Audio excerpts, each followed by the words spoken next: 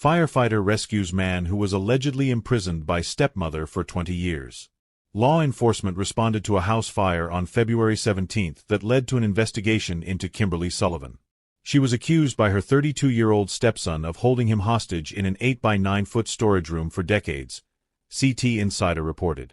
Investigators later determined the emaciated man, who weighed 68 pounds when he was rescued from the home, had intentionally started the blaze to gain freedom. The footage, obtained by CT Insider, showed Sullivan informing a firefighter that her stepson was still inside the house. While the firefighter escorted her away from the home, another first responder passed by carrying the body of a victim, later identified as Sullivan's stepson. Following an investigation set off by the house fire, Sullivan was arrested and charged with second-degree kidnapping and intentional cruelty to a person. The victim alleged he had been kept a secret since he was taken out of school in the 4th grade for stealing classmates' foods and sifting through trash for scraps. He also told investigators his 2 half-sisters, his deceased grandmother and other family members knew he was being held. Sullivan was released on $300,000 bail on Thursday. She will return to court later this month on felony charges. Everyone seems to be stunned by this. How did it happen? Did someone drop the ball? Did the Department of Children and Families fail this child? These are all questions that lawmakers and the governor want answered. This is the woman who police say held her stepson in captivity for more than 20 years.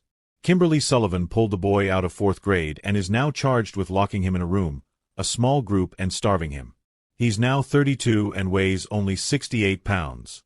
I think there is some blame to go around, certainly with the state. In terms of Department of Children and Families not keeping the complaint, lawmakers are calling on the governor to get answers from the Department of Children and Families. Department of Children and Families did get a complaint from the school principal, who says the boy had been eating from a trash bin. Reportedly called Department of Children and Families 20 times.